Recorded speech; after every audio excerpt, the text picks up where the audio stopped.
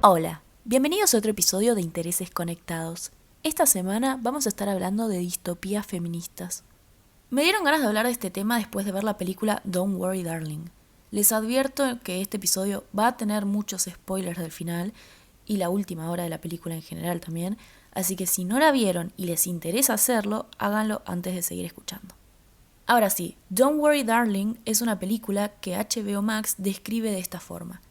Alice y Jack tienen la suerte de vivir en la comunidad idealizada de Victoria, la ciudad experimental de la compañía que alberga a los hombres que trabajan para un proyecto súper secreto y sus familias. Vi que sobre todo se la categoriza como una película de suspenso, de misterio, de drama, pero yo quería sumarle esta nueva categoría que para mí es una especie de distopía feminista.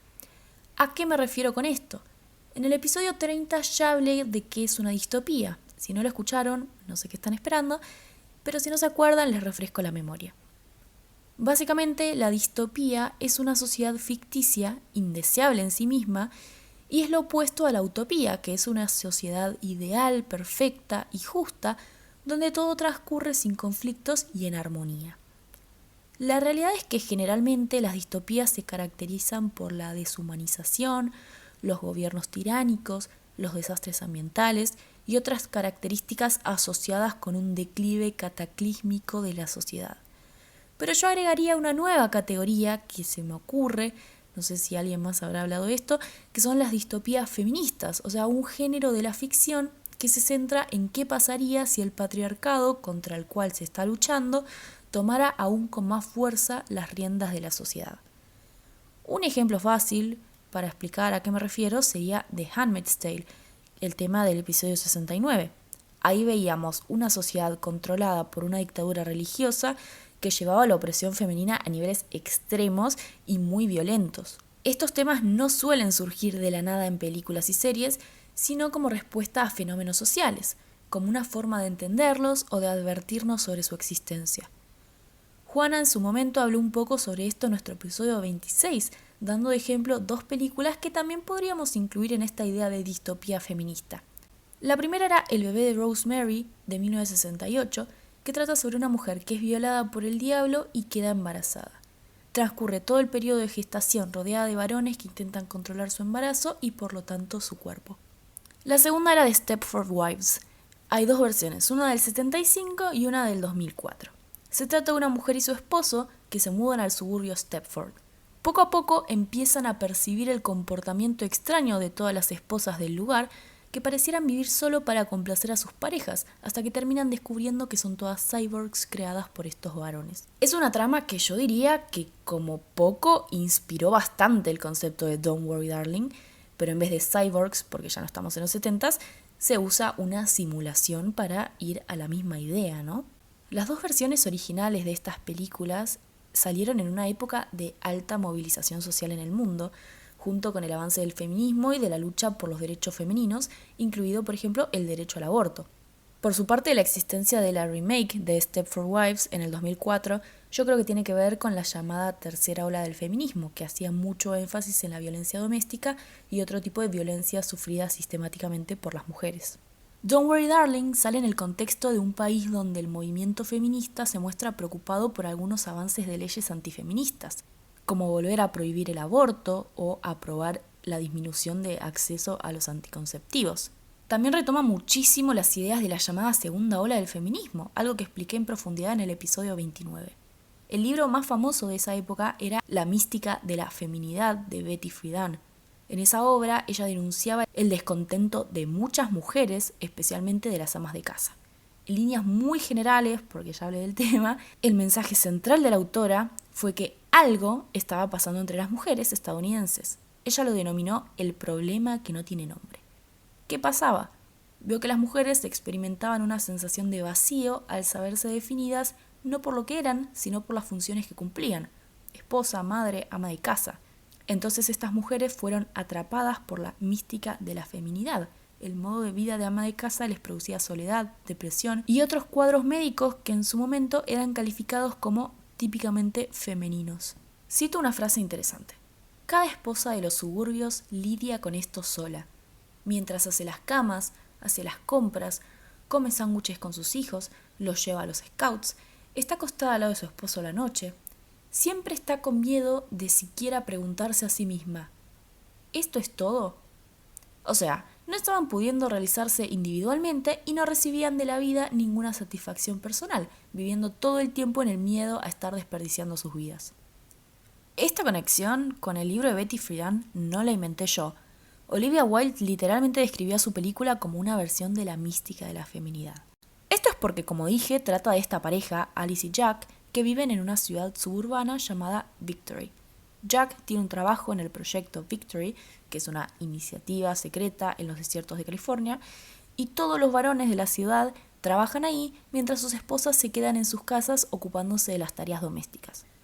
O sea, básicamente viven en la sociedad que describía Betty Friedan en su libro porque están en un mundo modelado para parecerse a esa sociedad de los 50, de los 60, de los 70. Las mujeres que viven en esta comunidad viven casi exclusivamente para sus parejas y cuando ellos se van a trabajar se reúnen para hacer actividades consideradas femeninas como ejercitar, chusmear, hacer las compras. En su momento, la investigación detrás del libro de Friedan hizo que muchas mujeres pudieran poner en palabras su malestar y entender que no era algo que las afectaba personalmente, sino que era un problema colectivo, algo sistémico.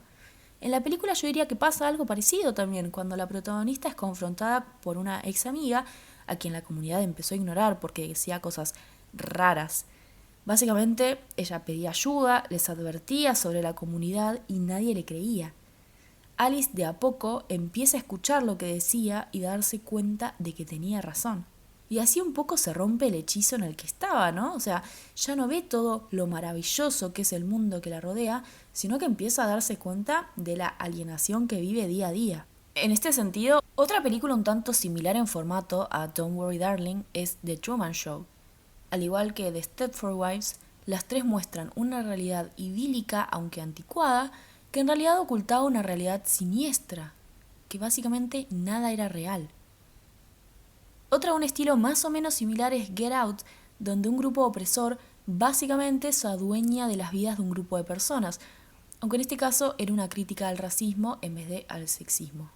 Pero podríamos hacer un paralelismo con Don't Worry Darling. Ahora, algo súper interesante es que tanto este libro de Betty Friedan del que hablé, que salió en 1963, como esta película, Don't Worry Darling, que salió en el 2022, recibieron críticas similares.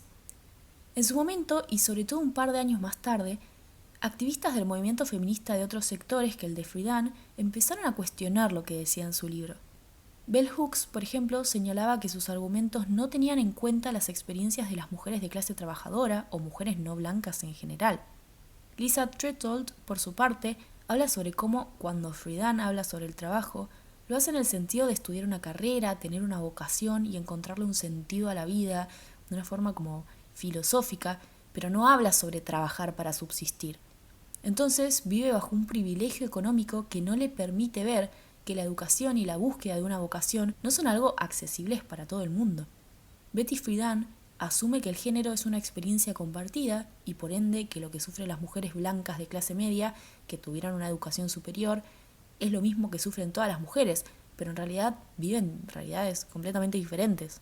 Esto es algo muy común que se le criticó siempre a figuras del feminismo blancas que hablaban en nombre de todo el colectivo, pero al no tener una mirada interseccional terminaban invisibilizando un montón de luchas paralelas como las de las mujeres negras, mujeres LGBT, etc. Esto también ya lo expliqué anteriormente, pero el feminismo interseccional justamente busca esto, ¿no? Ver la interacción e intersección de los distintos sistemas de opresión y sus consecuencias para los derechos humanos de las mujeres. Crystal Moten opinaba sobre la película que meterse en una conversación política y hacer una analogía histórica hace que automáticamente estés exponiendo una posición política, una declaración. Y en este sentido, ella decía que si hacer referencia a la mística de la feminidad después de 50 años de críticas al libro y un gran avance del feminismo interseccional, ella se pregunta qué está queriendo decir el equipo de producción de la película, o sea, cuál es el mensaje que quieren dejarnos o el tipo de análisis que quieren que hagamos o que hacen ellos.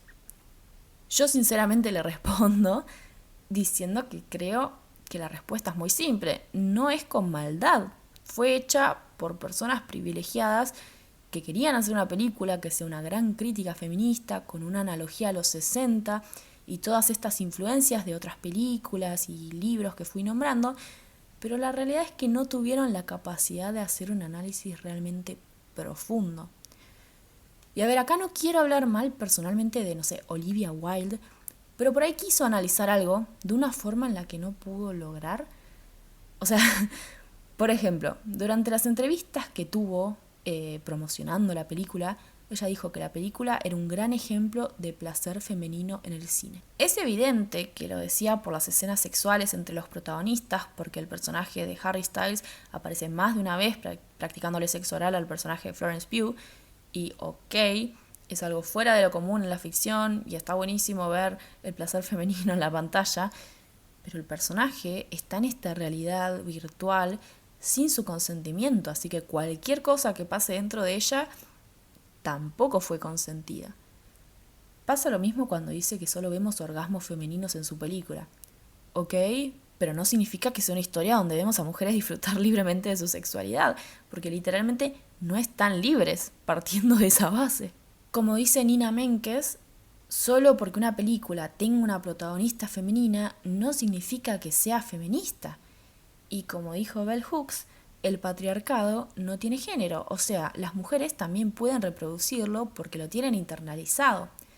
A través de un siglo, las películas fueron predominantemente creaciones masculinas y la mirada masculina predomina todavía por sobre la mirada femenina.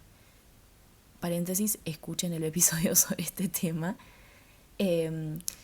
Y por ahí Olivia Wilde pensó que esta escena sexual era parte de la mirada femenina por enfocarse en el placer de la protagonista, pero la realidad es que estaba enfocada en el placer de él, quien tenía secuestrada y encadenada a su novia en una cama conectada a una realidad virtual. O sea, lo único que vemos en la historia es opresión, miedo y dolor. En un podcast que escucho, que se llama Simply Podlogical, que está conducido por dos sociólogos, le hicieron una crítica a Don't Worry Darling que va un poco por otro lado y la verdad me dejó pensando.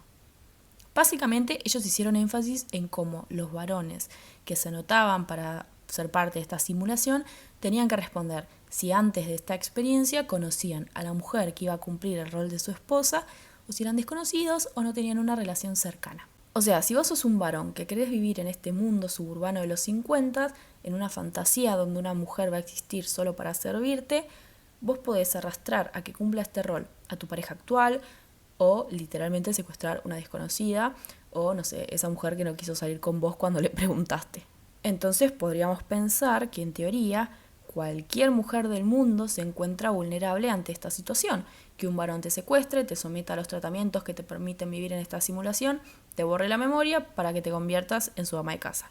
Pero yo diría que la realidad es que no es así. Es verdad que la película no dura 1000 horas y no puede abarcar todos los temas del mundo, pero habría sido interesante ver un poco de este proceso previo a entrar a la simulación, pero desde el punto de vista de las mujeres. En el podcast que escuché hablaban un poco sobre cómo podía ser que nadie estuviera buscando a la protagonista, ¿no? Era una médica joven, por lo que uno intuiría que tenía familia viva o por lo menos amigos y compañeros de trabajo. La realidad es que no sabemos si alguien la busca o qué coartada dio su novio para su desaparición, pero también es cierto, retomando la idea de interseccionalidad, que probablemente hacer desaparecer a alguien de sus características es por ahí más difícil que a una mujer en mayor situación de vulnerabilidad. Para pensar un ejemplo fácil, una mujer que haya llegado de inmigrante sin papeles al país y no esté constantemente en contacto con su familia que sigue en su país natal, y bueno, es mucho más fácil de hacer desaparecer y que su familia por ahí no se dé cuenta o no pueda encontrarla que a una mujer que está secuestrada en su propia casa y tenía un trabajo al que no faltaba nunca, ¿no? Entonces, bueno, yo entiendo por qué este tema no aparece en la trama, no sé, no es una serie, no tiene varias temporadas, solamente es una película de 2 horas que se enfoca más que nada en lo que le pasa a un personaje en específico, pero es algo interesante para pensar. Creo que además lo poco que sabemos del detrás de escena de esta situación despierta mucha curiosidad, como, no sé, quiénes no eran pareja de antes, qué mujeres saben que es un mundo ficticio y eligen vivir en él, o si es solo el caso del personaje que interpretó Olivia Wilde. cómo llegaron los otros varones, además del personaje de Harry Styles, cómo se desarrolló este mundo también, ¿no? No sé. Personalmente me habría gustado saber más sobre el trasfondo de la creación de esta realidad paralela. No solo a ver cómo funciona técnicamente, podemos creer que existe esto y listo, pero sino qué llevó a su creador a hacerlo, cómo se fueron uniendo sus miembros. Lo poco que sabemos da para pensar, pero bueno, la realidad es que el único mensaje claro que nos deja la película es algo tipo: los incels son malos y el patriarcado también. Que creo que es algo que ya sabíamos. Entonces es un poco por ahí decepcionante ver todas las entrevistas que dio Olivia Wilde prometiéndonos que iba a ser una película que iba a ser un antes y un después en el cine y el feminismo, no sé, más o menos. Ahora, analicemos un poco el personaje que inventó esta comunidad, Frank. Según Olivia Wilde, está basado en Jordan Peterson. ¿Quién es Jordan Peterson? Es un psicólogo mediático que se hizo conocido por subir videos a YouTube donde daba sus opiniones políticamente incorrectas. A ver, ya que alguien describa su contenido de esa forma, creo que nos da un poco la pauta de qué temas va a hablar. Él hace mucho énfasis en temas como el feminismo, el posmodernismo, la teoría crítica de la raza, el concepto de supremacismo blanco, la apropiación cultural. Habla mucho sobre la idea de marxismo cultural y el ecologismo. Pero una de las cosas de las que más habla es que existe una crisis de masculinidad y que hay una reacción violenta contra la masculinidad en la que el espíritu masculino está siendo atacado. También tiene ideas bastante similares a la ideología incel, algo de lo que hablé en profundidad en el episodio 19. En resumen, los incels son varones que consideran que no tienen vidas sexuales activas porque la sociedad de hoy en día los priva de su derecho natural de estar con una mujer. O sea, ellos tienen el derecho de estar con una mujer por el simple hecho de existir, pero no pueden por el feminismo y otro tipo de cuestiones como que según ellos las mujeres prefieren a varones musculosos o con plata o cosas así. Peterson sostiene, por ejemplo, que las mujeres eligen a varones con dinero, poder y alto estatus en la sociedad, algo que los incels mencionan bastante seguido. Jordan Peterson también dijo que es probable que los varones sin pareja se vuelvan violentos, y suena un poco como una justificación a ciertos actos que cometen estos grupos. Les recuerdo que existe hoy en día como categoría de violencia el acto de terrorismo incel. La realidad es que esa violencia no viene por no tener relaciones sexuales, claramente, sino por su misoginia. Ante todo esto, Olivia Wilde dijo que se inspiró en estas cuestiones y la cito: el personaje está basado en este hombre de mente, Jordan Peterson, que es un héroe pseudointelectual para la comunidad incel. Me pareció interesante esta idea de que es un héroe intelectual, porque los incels son en su mayoría varones jóvenes que interactúan entre sí a través de foros de internet. Jordan Peterson, por su parte, tiene un doctorado, es profesor emérito en la Universidad de Toronto y fue docente e investigador en la Universidad de Harvard. Y esto hace que en cierta forma le dé más legitimidad a las creencias de estos grupos. Y no solo para ellos mismos, sino por ahí para personas que no están tan seguras de si tiene razón o no. O sea, si buscas información del tema y ves solo un par de chicos hablando sobre cómo las mujeres los odian por no ser de determinada forma biológica, y bueno, por ahí no te convencen tanto. Pero ahora, si algo similar está siendo dicho por una persona del perfil de Peterson, y bueno, por ahí terminás cuestionándote si un poco de razón tendrá o no. Él fue a Harvard y vos no. Igual estamos de acuerdo que no tiene razón, ¿no? Por último, quería hablar de la misoginia del personaje interpretado por Harry Styles, Jack, enfocándome sobre todo en cuando Alice finalmente lo confronta al final. A través de una serie de flashbacks, vemos que ella tenía una vida profesional como médica y él, su novio, pareciera que vivía con ella pero no tenía un trabajo y resentía que no tuviera tiempo para estar con él. Mientras ella trabajaba, él empezó a meterse cada vez más en estos foros como los de los incels y se va radicalizando y se topa con las ideas de Jack, que también tiene un perfil como de profesional como Jordan Peterson. Entonces acepta su propuesta de vivir en una comunidad de realidad virtual y elige a su novia como esposa en ella.